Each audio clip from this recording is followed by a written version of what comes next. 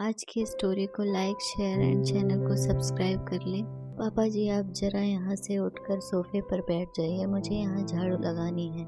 रेखा ने अपने ससुर जगपति जी से कहा। बहू, यहाँ पर झाड़ू थोड़ी देर बाद लगा लेना, अभी तुम्हारे ससुर बैठे हैं, उन्हें बैठा रहने दो। चाय पीकर जब नहाने जाएंगे तब सफाई कर लेना। सास निर्मला जी बोली। मम्मी जी, मुझे संजना के स्कूल पीटीएम अटेंड करने जाना है, वहाँ से आते आते 1 बज जाएगा, उस वक्त सफाई नहीं होगी। बहू, इतनी आफत क्या है, स्कूल थोड़ी देर बाद चले जाना।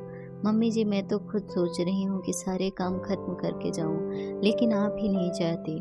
मैं भी इंसान हूँ, सारे काम करके जा रही हूँ, उसमें भी सबके नखरे चलते हैं, मुझे भी काम निपटाना है। ऐसा करिए, स्कूल आप चली जाइए, मैं घर के सारे काम आराम आराम से कर लूँगी। रोजाना ही सुबह की सफाई के समय इसी तरह से झिकझिक परेशान रेखा आज बोल ही पड़ी। उसे देर हो रही थी, अभी काम भी बहुत बड़े थे।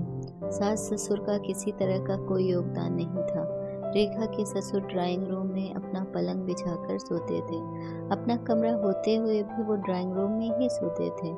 इसी वजह से रोज सुबह सुबह सफाई के समय कहासुनी होती थी। रेखा को सफाई करके बाकी काम निपटाने होते और सास ससुर ड्राइंग रूम में 10 बजे तक बैठे रहते थे। इस बीच अगर कोई मेहमान आ जाता तो भी गलती रेखा की ही निकलती कि वो ड्राइंग रूम को समय पर साफ नहीं करती। इधर रेखा की बात सुनकर निर्मला जी बोली, बहू, तुम्हें तो हम दोनों का एक साथ बैठना भाता ही नहीं है, तुम रोज हमारी चाय के वक्त झाड़ू लेकर खड़ी हो जाती हो। मम्मी जी, आप अपने कमरे में भी बैठ सकती हैं, लेकिन आप जानबूझकर यहाँ बैठती हैं, जिससे मैं पूरे दिन सफाई का ही काम करती रहूँ। लेकिन अब मैं रोज रोज के झिक-झिक से परेशान हो गई हूँ, मुझे घर के बाकी काम भी करने होते हैं। कल मैंने पड़ोस में आने वाली चंदा बाई से बात कर ली थी।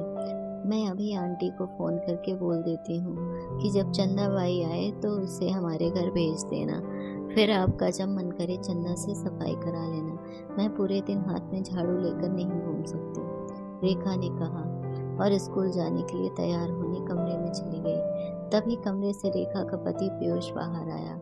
उसने शायद सब सुन लिया था। निर्मला जी ने पीयूष को घूर कर देखा। मम्मी, इस बारे में मैं कुछ नहीं बोल सकता। आपने ये भी नहीं सोचा कि रस्सी को उतना ही खींचो कि वो टूट ना जाए। रेखा घर के सारे काम संभालती है। कितनी बार कहा कि झाड़ू पोछे के लिए तो बाई लगा लो, लेकिन आप तो उसे आराम देना ही नहीं चाहते। उस पर काम भी आपके समय के हिसाब से हो, ये संभव नहीं है। मम्मी, आखिर वो भी घर की बहू है, झाड़ू वाली बाई तो नहीं। बेटे की बात सुनकर निर्मला जी मुंह बनाकर बैठ गई। अब कुछ बोलने का कोई फायदा था ही नहीं। अब तो बेटे भी अपने पक्ष में नहीं था, तो वो कुछ नहीं बोली और अपने कमरे में चली गई। दोस्तों, अगर आपको हमारी स्टोरी अच्छी लगी हो तो अपने दोस्तों के साथ भी शेयर कीजिए और कमेंट में ज़रूर बताइए कि कैसी लगी हमारी ये कहानी।